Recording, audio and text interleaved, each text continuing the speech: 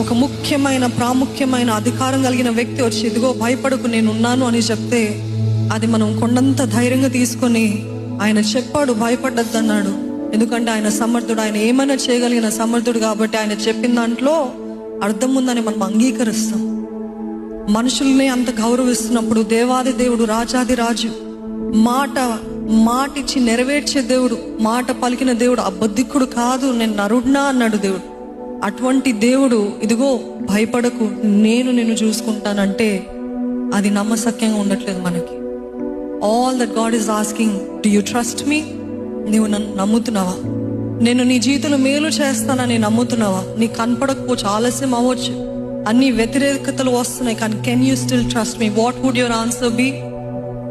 నీ సమాధానం ఏముంటుందండి?